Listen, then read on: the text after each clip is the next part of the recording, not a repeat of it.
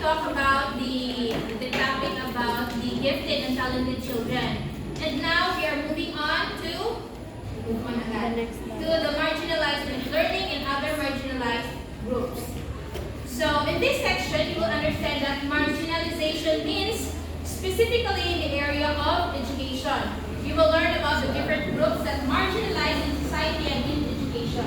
You will explore a process that can be used to identify issues of marginalization in class or school. So who among you here knows what is marginalization or marginalized? Wala? So later on you will know what is the meaning of marginalization. So here's a story. This is just a summary of the whole story, but just in case, just listen to this story. And you will know what the meaning of marginalized means. So Aika, an 8-year-old girl, belongs to an indigenous group. Her people has their own culture, language, and way of living. But since she wants to be educated, she goes to school that has a different culture than what they are used to. In this school, other students make fun of her for the way she looks and speaks. She also has a hard time learning in school because she finds that the things taught to her are vague and unfamiliar. In the end, Aika receives low grades because of her experiences in the school. So in this story, Aika was being introduced about what is an apple. But all through her life, she doesn't know what is an apple. She never figured out the idea of an apple or the picture of an apple. So she does not have an idea of what an apple means. So by that one, her classmates mock at her and make fun of her because she doesn't know everything about in school. Meaning, in this section, or in this case, people who are living in a far-flung area or in a remote area doesn't have the access to a quality education that is supposed to be they are entitled to have. So here we have marginalization in education, or the theory of marginal man, pointed to a peculiar. What do you mean by peculiar, by the way? Meaning they are kakaiba. So that is peculiar. Yeah, different.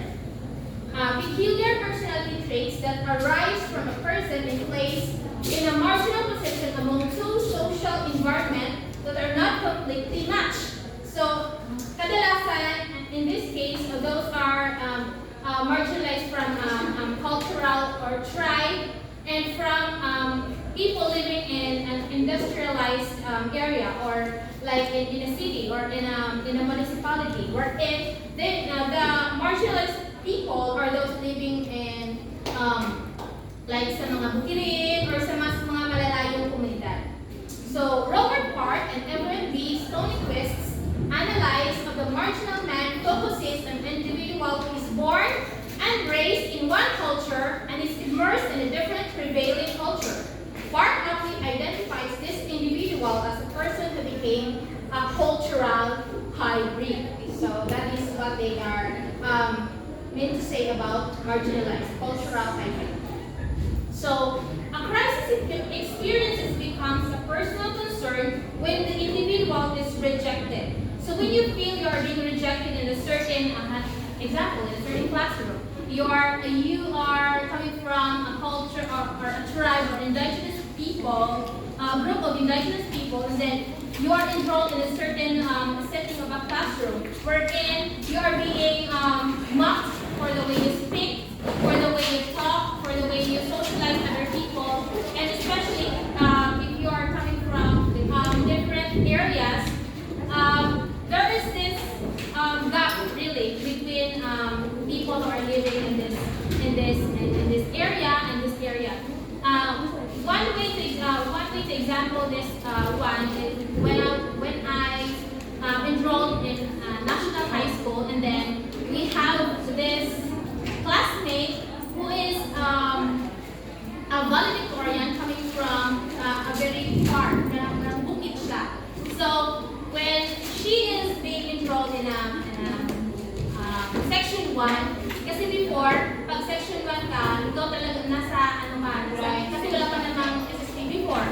So kapag section 1 ka, nasa level ka na mataas ang tingin sa'yo ng mga tao. And then this lady, this fine lady coming from a far-flung area, and she was the valedictorian in her school.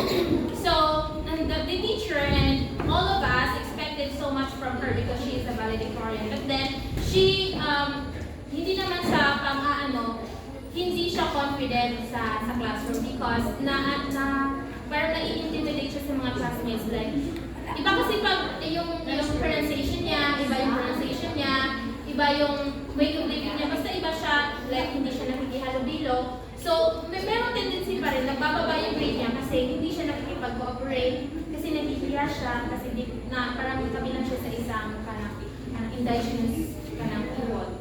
So, parang nire-recognize niya na iba siya, pero hindi niya tinutulungan yung sarili niya para makipag-socialize. And kami din, kahit i-reach out namin siya, parang nag-hesitate siya to talk to us. So, yan ang parang differences pag galing ka sa indigenous na kuan. Like, unlike now, na parang welcome ng lahat na inclusivity na.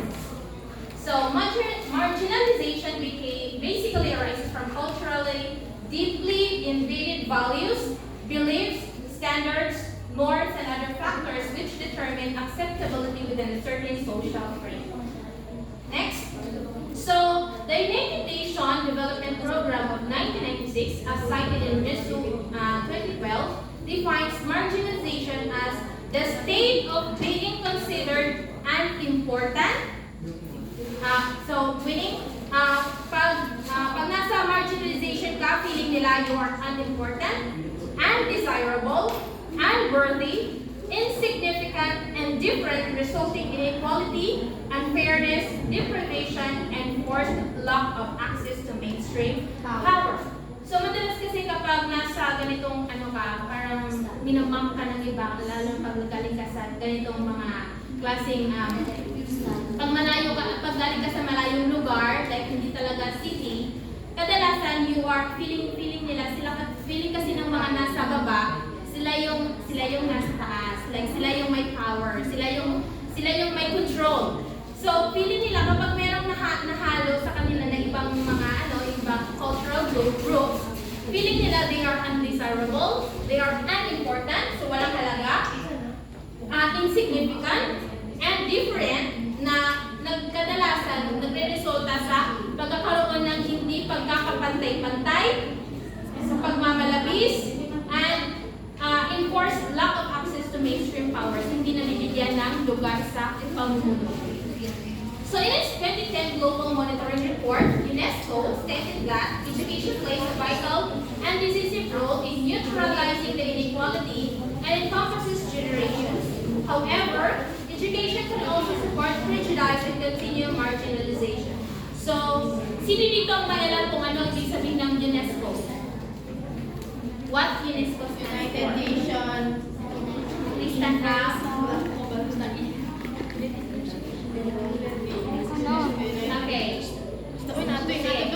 UNESCO stands for United Nations Educational, Scientific, and Cultural Organizations. That is a specialized agency of the United Nations aimed to promote world peace and security through education, science, arts, and culture. So, yan ang UNESCO. So, they have a big role in neutralizing the inequality and encompasses generations. However, education can also support prejudice and continue marginalization. So, what do you think is the role of the school to neutralize this kind of inequality? Sino may idea?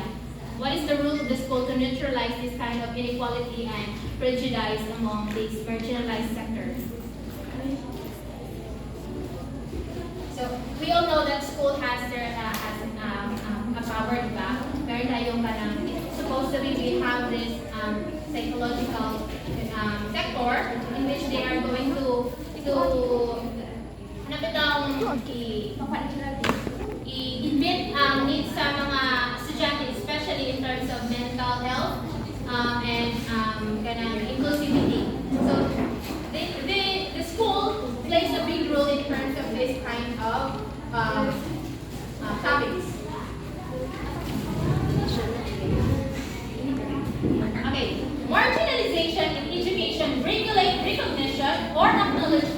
other people within a specific social standard. And according to the same report from UNESCO, those who are marginalized usually exhibit lower levels of education attainment. Bakit kaya? Kapag sinabi natin nasa marginalized sector ka, bakit palaging mas nasa mababa ang kanilang grade or nasa kanilang performance? What do you think is the reason? Please stand up or raise your hand if you want to answer. Why do you think is the reason that most of the people who belong to a marginalized sector performs low in school or attain low grades?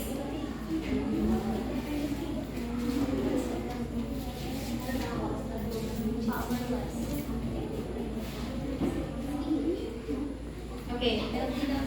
So, milky,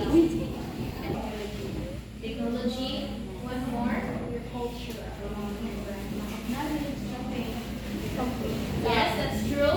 Because they lack of the opportunity to access information, to access books, to access the quality education that's supposed to be. Alam naman natin na nasa human rights yan, na kailangan meron tayong free access to education. But then, sad to say, na ang klase of education natin, ang class of education natin nowadays, is mahirap pa rin puntahan yung mga nasa loob, mga lugar dito sa bansa.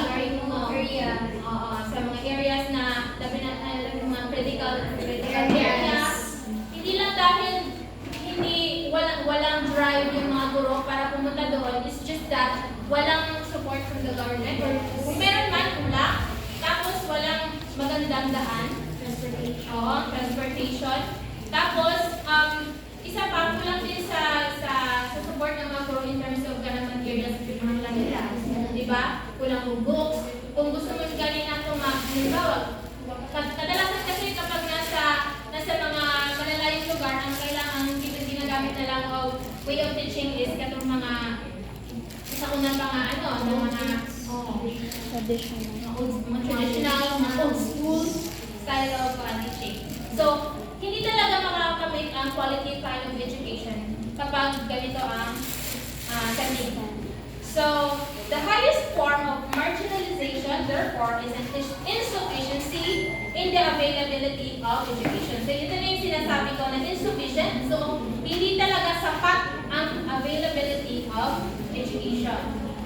So, we will discuss the issue about labeling wherein a learner is categorized as belonging to a certain group depending on the learner's needs or challenges.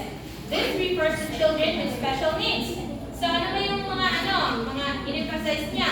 First, he emphasized that it is not identical to marginalization. So, ang labeling hindi daw identical sa marginalization. In some countries, labeling meant supplement resources, and in other countries, labeling would only have detrimental effects. What do you mean by detrimental? Detrimental effects. So, kapag i-label mo lang yung isang tao, magkakaroon lang kayo ng magkakaroon lang ito ng detrimental effects. Detrimental means parang it can cause harm. Parang kasi pag kinaklasify mo yung isang tao, parang nililabel mo siya ng ganyan, magkakaroon ng hindi pagkakapantay-pantay yung tingin kapag mayroong classification. And then, not labeling students is also a counterproductive. So, it is better taught as a productive concept that changes between situations and time. So, we explored how marginalization is experienced by primary school students, and he suggested that marginalization can be conceptualized in the following ways. So, first, the child experiences some kind of marginalization that is recognized by almost everybody, including him or herself. So, ang concept sa marginalization, kapag ang isang bata, alam niya na marginalized siya, at kinukonsider din siya ng mga tao sa paligid niya na marginalized niya siya. Second concept is, the child feels that he or she experiencing marginalization, whereas most of the others do not recognize this. So, siya lang yung, other concept of marginalization is, siya lang yung nakaka-feel na marginalized siya, wherein yung mga tao sa paligid niya, hindi. And then, next is, when a child is a child is found in what appears to be marginalized situation but does not feel it or does not view it as marginalization. So, nakikita ng mga tao na nasa marginalized siya, pero yung bata, hindi niya na-feel na nasa marginalized siya.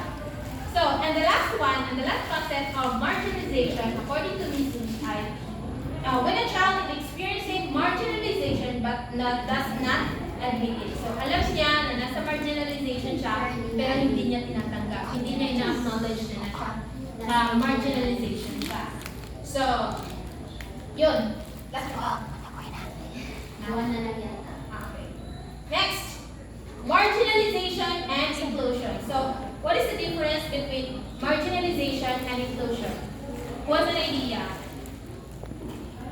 Alam niyo na yung marginalization, di ba? So, what about inclusion?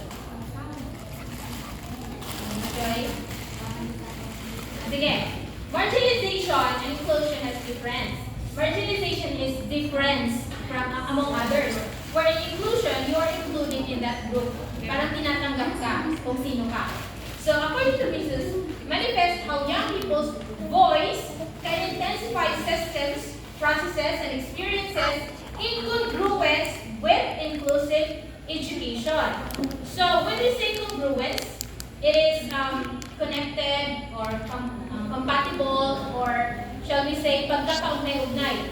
So, ang voice can intensify systems, processes, and experiences to in congruence with inclusive education. When we say inclusive education, lahat ay tinatanggap at lahat ay welcome. So the voice is clearly identified as one of the student's rights. It means having a say, as well as referring to language and emotional components, as well as non-verbals, means that are used to express opinion. So, feeling niyo ba lahat ng feeling niyo dito ay naririnig? Lahat ng mga hinahin niyo? Kasi meron naman tayo dito di ba, yung parang pag pupunta ka sa isang office, meron kayong pilipan doon, kung nabibigay mo ng office yung mga kinakailangan mo, ka ng saktong oras, diba? Meron kayong mga ano ba tawag doon? Guys, parang say nyo, pwede kayong mag-break doon ng kanilang services. So, in this way, may possibility na maririnig yung voice natin. Hindi lang sa voice, but then referring also to language, how we speak, and the emotional components. Na hindi lang verbal, but also the non-verbal means that are used to express in opinion. So, kailangan talaga marinig ang side ng mga estudyante. Let's go. Okay. Confronting marginalization in education. It is a framework that focuses on the collaborative activity between young people and adults in education that promotes inclusion. It takes into consideration other factors that contextualize marginalization, like the curriculum, systems within the society, or the effects of administration and management on the everyday lives of teachers and young people in school. So it is very considerable that in making curriculum or in making BNGO, it is advised, or it is a must that we need to use the word inclusivity, wherein kahit ano pa man yung religion mo, kahit anong indigenous group ka pa belong, kahit saan ka, kahit anong family class ka pa sa community, you are welcome in that school. So in that way, ma-address natin yung marginalization. So lahat dapat ay welcome. So for the continuation, Ms. Alarcon will discuss the four-step cyclical process. Okay, good afternoon. So, in confronting marginalization in education, Mission 2012, so we have the four-step cyclical process. So, number one, opening doors, enabling voices to emerge. Number two, looking closely, bringing concerns to the surface. Number three, so in the opening doors, situating the students in the center of the process, various methods are used to allow them to express concerns. So,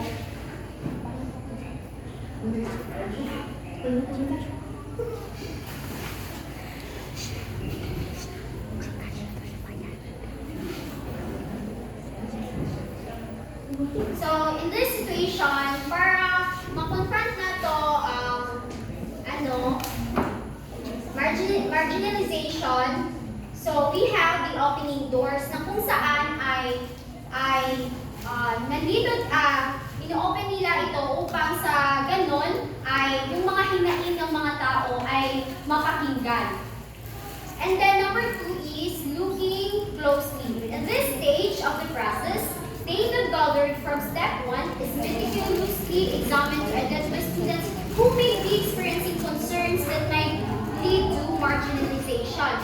So, sa looking closely, ito ay sa pamamagitan ng they are gathering the students so that they may know who are them are experiencing the marginalization na kung saan ay masasabi doon kung ano yung mga na-experience ng isang bata.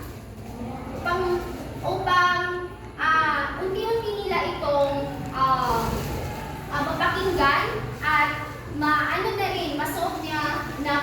masolve ang problema ng bata. So, making sense of the evidence. Students are asked to think about their own experiences as well as what their classmates feel and experience. So, in making sense of the evidence, ito na yung pwede rin nag-open forum sila na kung saan upang ang mga estudyante ay makapagbigay ng kanilang mga opinions sa kanilang mga classmates. At malalaman nila ron kung meron bang pagkakaalitan sa isang classroom. So dealing with marginalization, it spells out the response of the group and the concrete actions that will be taken to confront the issues and concerns. So, dito na sa pang-apat na paraan ay para ma-confront natin yung marginalization. Dito na binibigyang aksyon upang ang issues or concerns ng isang estudyante ay ma-resolve ba. So, dumako naman tayo sa different learners in marginalization groups. Child laborers are domestic workers. The International Labor Organization, or ILO, describes child labor as work that deprives children of their childhood, their potential and their dignity, and that is harmful to physical and mental development. So, sino ba dito may opinion tungkol kung ano ba yung child labor?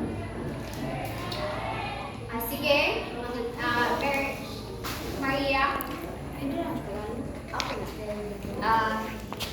Base po sa aking pagkakaintindi sa child labor, ito po yung mga batang hindi pa sapat ang edad na pinapatrabaho na kanilang mga magulang. Oh. It is because they are suffering from poverty na kung saan inuuna nila yung paghanap ng trabaho kaysa sa pag-aaral. So, child labor is frequently associated with educational marginalization. This report was the first to acknowledge the connection between education and child labor. It clearly stated that a large number of child laborers are unable to get an education because of poverty. Diba? Hindi sila makakuha ng education dahil sa poverty. Na kung saan ay naghanap muna sila ng trabaho para makapagsustento sa kanilang pang-araw-araw na pamumuhay. Situation of armed conflict and calamities. Those children who are able to study are emotionally and physically tired from work and are incapable of gaining much from studying school and more so doing self-study. So, ang iba diyan ay while nagtatrabaho, ay meron silang tinatawag na ang iba ay may klase sa gabi. At sa pagka-umaga ay diyan sila nagtatrabaho upang matustusan ang pangangailangan ng kanilang pag-aaral. So kumbaga tiyaga-tiyaga lang. Part-time job. Isa yung example. Sige.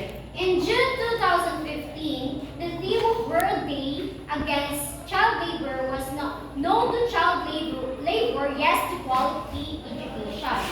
The challenge was to grant free, mandatory, and quality education for all children at least the minimum age for admission to employment covering those currently in child labor. So in June 2015 daw, meron na silang tinatawag na No to Child Labor, Yes to Quality Education na kung saan meron ng edad na pinagbabasihan kung magtatrabaho ang isang bata. Meron ng 18 pataas at 18 below. Pero kung sa palagay ko, sa panahon ngayon, kung 18 below ka pa lang ay ang makakuha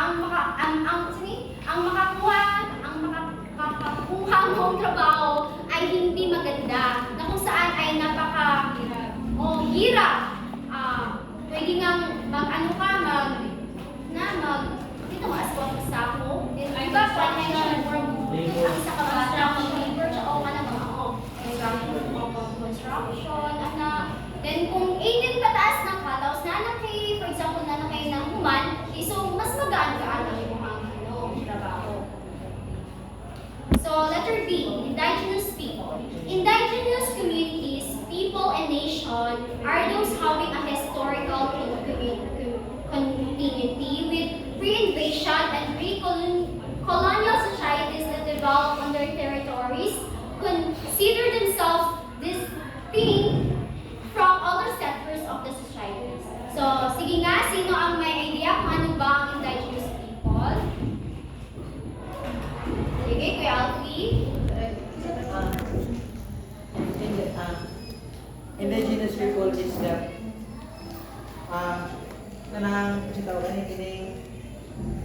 mga indigenous people is kanang mga tao mga IP na mga grupo mga sabayan, so itawag na sila kanang mga indigenous people. Ano sila like me, ako IP mapud ko, so para sa kuha kung kanang IPs daghan kay opportunity sa atong gobyerno nga manguha. So, tinuod yun, kay, for example, sa mga, criminology, kung mag-ano lang ka sa police, di ba, siya height. Kapag hindi, height waiver? Waiver ang tawag yan. Kapag 5 flat or 5 pa ubos yung yung height, pwede ka kay, sa IP, di ba sa height waiver. Kung adjust, pwede siya di ba, naku kay, para sa IP na mga tao. So, this historical continuity may consist of the continuation for an extended period reaching into the presence of one or more following factors. Letter A, occupations of ancestral lands or at least part of them. B, common ancestry with the original occupants. C, culture. D, language. E, residence. F, other relevant factors. On an individual basis, an indigenous people is one who belongs to this indigenous population through self-identification as indigenous or group consciousness, and is recognized and accepted by this population as one of its members or acceptance by the group.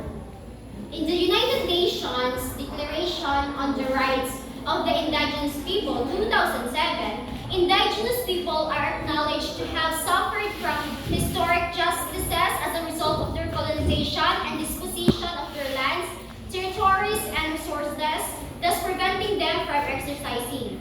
In particular, the right to development in accordance with their own needs and interests. Have suffered from historical justices as a result of their colonization of their lands. So, ang mga indigenous people, kay meron silang for example, inasilahan na ng mga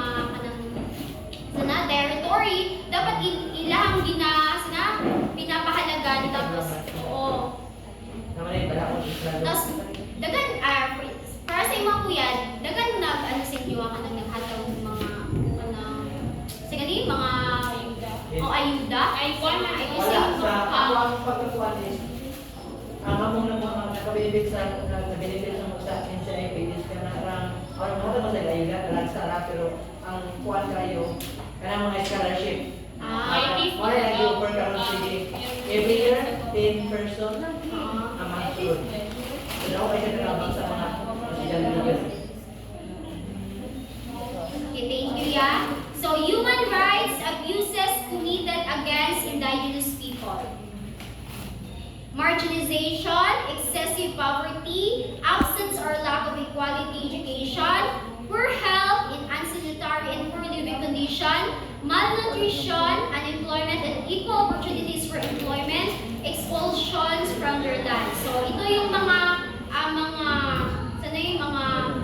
side effects or yung mga indigenous people kanang excessive poverty na kung saan dapat ay binibigyan pansin ito upang sa ganun ay mas mapalago at mapaunlad pa ang mga indigenous people. So ito yung mga human rights abuses na sa mga indigenous people.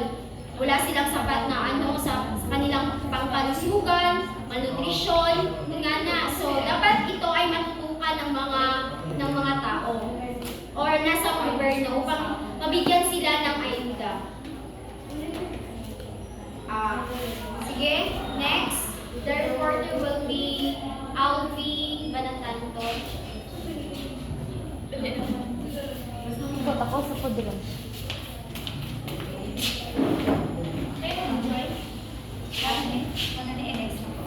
Focus on education. Okay, I will continue the discussion on Joy. So, focusing on education, indigenous people generally lack access to education because they usually stay in places that are quite far from schools and also because of their marginalized status in the community. So, in this topic, so ang ilang ikuan jud nga naka-focus is indigenous people, naka-focus sa belong as a marginalized status. So they say that the indigenous people are kanang lack of access of education because they are staying in a place far from that it is not easily to access the technology like that. So teachers are not trained to teach indigenous people. They do not speak their language and more often than not are unable to provide materials and activities that are relevant to the uniqueness of their culture. A consequences of all this is an education gap. So mahirap talaga ang mga guro na mag-adapt just like sa new technology learning. Kasi dili sila makalidali o adapt sa new sa ang curriculum nga guide na to karon. So ang teacher naka-focus lang siya sa katong mga traditional nga wherein that the indigenous people are easily to adapt in the way of teaching sa mga teachers. So another consequence is that destruction of their culture and the loss of their identity. This is brought about by educational system that is foreign and that not consider their culture in the first place. Education is a right and means of self-improvement. Its terminal goal is better life for the individual and his or her family. Quality education will eventually equate to better lives for indigenous people. So, in this statement that it states that education is the best for all indigenous people. So sinasabi dito na ang pag-aaral o ang pagkakaroon ng education ay talagang nakakapag-improve sa kanilang way of living. So kinakailangan na ma-access nila ang education in order for their self-improvement. So see abuse children. The World Health Organization defines child maltreatment as the abuse and neglect that occurs to children under 18 years of age. So, World Health Organization 2016, child maltreatment is identified globally as a valid social, public health, and human rights issue. So the World Health Organization identifies that those children that get abused under the age of 18 years of age, kaya mo na siya ang katong mga maltreatment. So yung mga hindi tinatrato ng mga tama. So matatawag yan na maltreatment as identified of World Health Organization. Next, types of child abuse. First, physical or emotional ill treatment, sexual abuse, neglect, negligence, commercial or other exploitation, and exposure to intimate partner violence. So results of or potential effects: child health, survival, development, trust, or moral. So child maltreatment or child abuse is a serious matter that has direct, extensive, and lifetime effects on the children. So if the child will experience child abuse, so it may affect their lives, it may affect their education. Kanang kabantay mo usahay kanang mga bata, di ba katong usahay nga kanang they are not treated well sa ilaang house kay usahay nagabot sa school kay magpahipipira sila, dili kayo mo participate sa sa mga school activities. So usana na siya sa mga na siya nakapekto sa children nga kanang di maltrato o wala sila gitritong tarong. So na siya ang child maltreatment. So it may lead to physical harm or impairments, negatively affect cognitive functioning and socio-emotional adjustment, weaken the nervous and immune system, and lead to death. So sometimes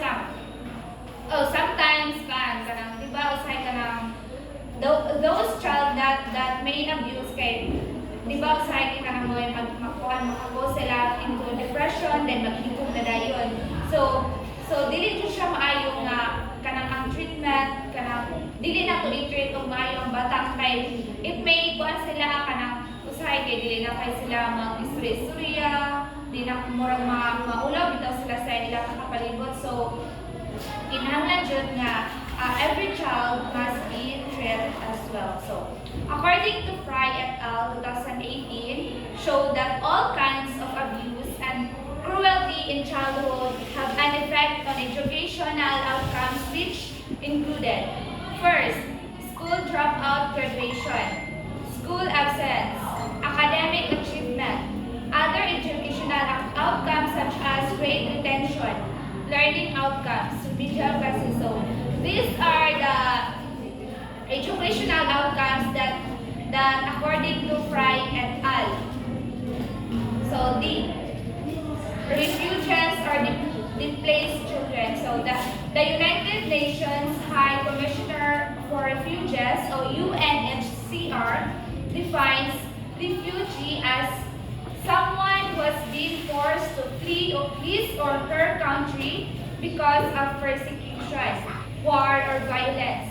A refugee has a well-founded fear of persecution for reasons of race, religion, nationality, political opinion, or membership in a particular social group.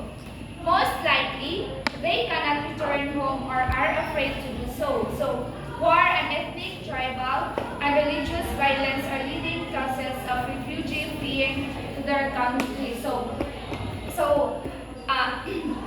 If we can say that refugees are displaced children, so these child who are suffered kana bitaw usahay kanang matrauma na sila it's because of the experiences from their surroundings, just like war, violence. So mura dito sila matrauma sila nga mubalik sa ila, so mukuan sila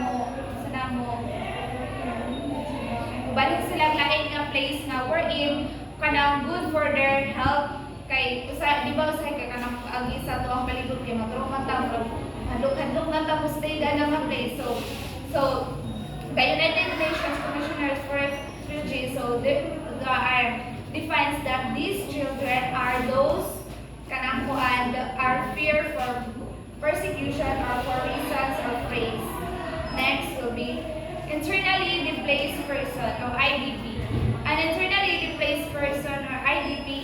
one who has been forced to flee their home but never crossed an international border. So, ang katong refugees or displaced children, kato ni siya nga katong those children nga kanang evacuate siya or transfer siya into another country. Then, internally displaced person, kato ni siya within this country, dito na sila transfer. So, from the word internally.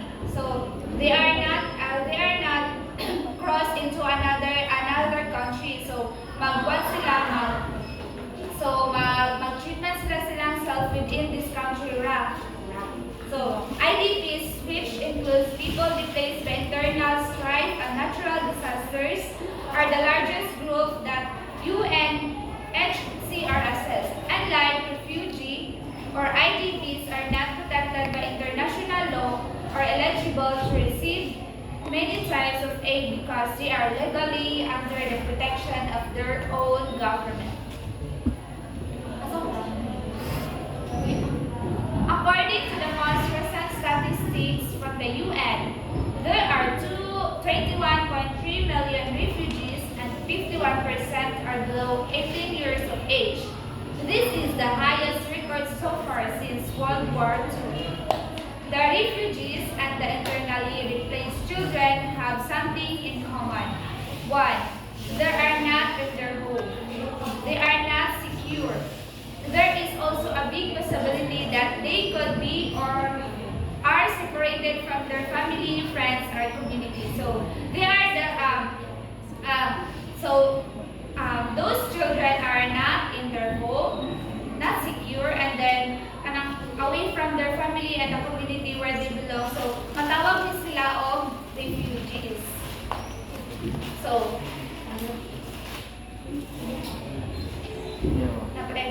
they are lonely and feel they are treated unfairly. Next, they are in a situation that does not allow them to enjoy freedom of movement and also freedom to go to school. So, di ba, doon kayo ang mga children na gitawag ng mga refugees. So, mo na siya matawag mo kasi bilang introvert. So, sila kaugalingon, wala sila they don't have freedom to move. They don't have freedom to go to school. So, gitawag na ganit sila marginalized. Makonfident sila, dili pa din sila wala pa din sila freedom to school. So, di ba, loy kay sila. So, they are often mixed with people from different cultures and beliefs. They live in tents or desolate housing facilities that are boxed in a barbed wires or fences. They are in distress, scared, and uncertain about what is going to happen to them, for how long and what their future is going to be like. Concern over what will become of these children should be enough to make us take a serious look at how we can make education work for them. So, CARDA really 2018. So, the Declaration of Human Rights and the Convention of Child's Rights emphasize that education is the right of every person and every child. So the government declared the human rights in the Convention of Children that all children must have the right to go to school and have a better education. The 2030 United Nations Agenda for Sustainable Development considers education as essential to the advancement of humankind. It is clearly stated that United Nations Sustainable Development Goal number 4, which is calls for ensuring inclusive and equality education for all and promoting lifelong learning. The next will be discussed by Christian Marie Goldberg.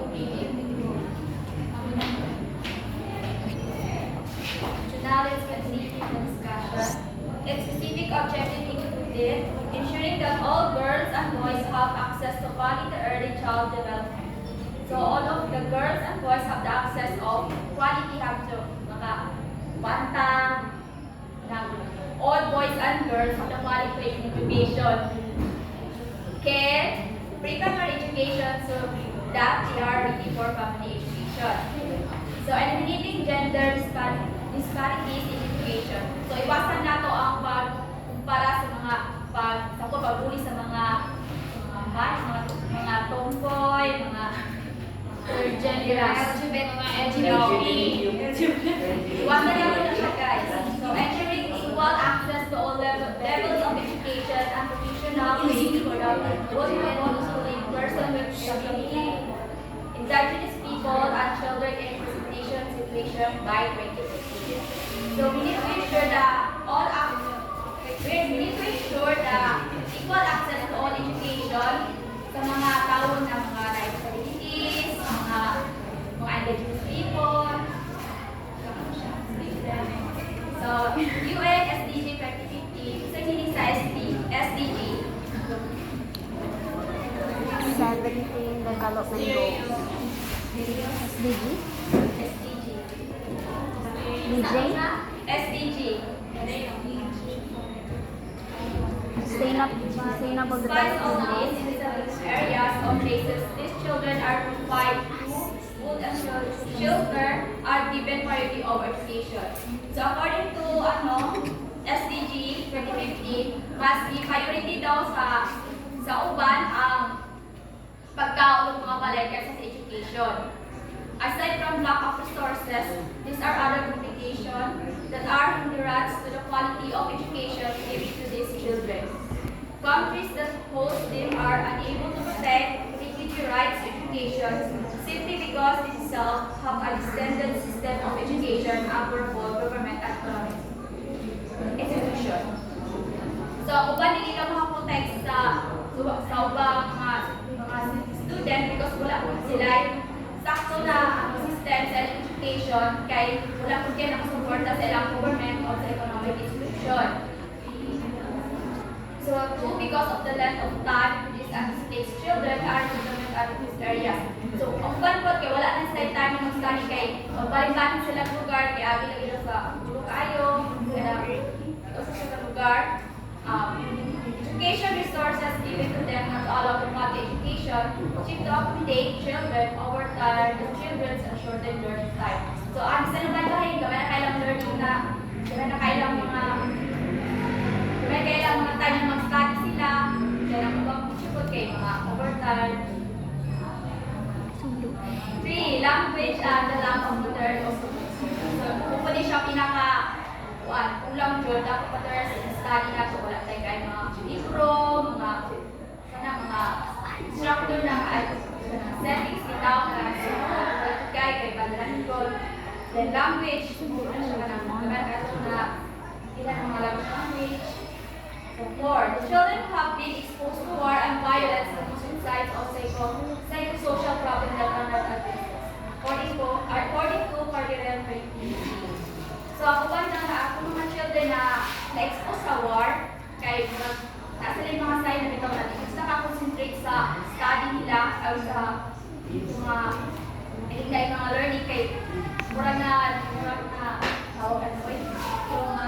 na-trauma sila sa war. Next, children in conflict zone. So refers to war of political instability that destroys essential services such as housing, transportation, communication, sanitation, water, and healthcare which require the response of people outside the community affected. So all wars, whether just or unjust, status or use are waged against children. So many countries that belong in conflict zone. Syria to Yemen, from Democratic Republic of Congo to Nigeria, South Sudan to Myanmar. So, they experience the conflict of children in these countries. Uban kay being used as human shield, gira mo silang ipain dito, then killed, patay, then migil, sabi ng migil. Nakita ang parte sa lawas na walang gamot, isang tao siya na walang gamot, anamol, ganyan mga main pa nga na dito, mga naputol ng mga ganyan mga kalawas, wala siya bumpo, pamon, main. Laidilunggan. Ang uban kay enjoy to ang uban kay tiniplut po sa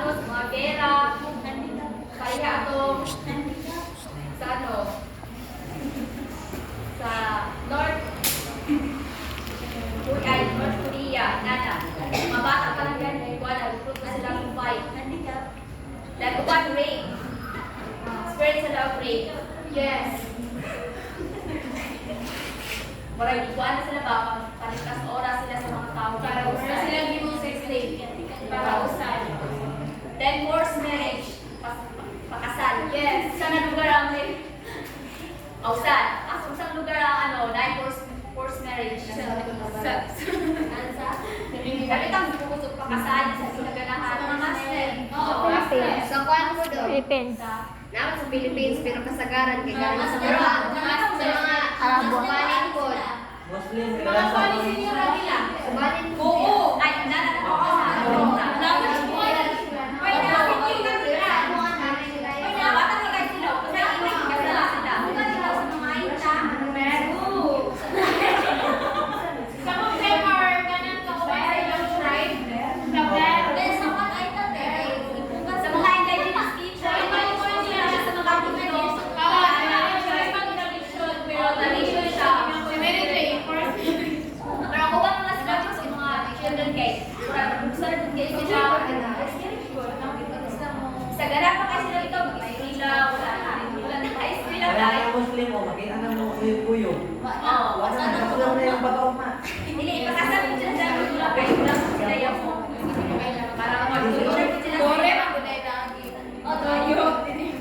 Ah, Next, kay abduction sa yard sa So the children have right to them by the conversation of child's rights, but if the youth disrespect and disregard to these rights that is brought about by the unresponsiveness of the government.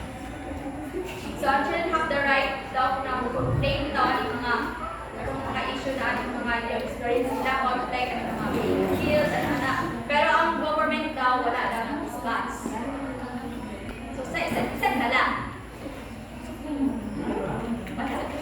So, we have the sixth grave violation, killing and maiming of children, mali siya, abduction of children, recruitment or use of children as a soldier, sexual violence against children, attack against school or hospital,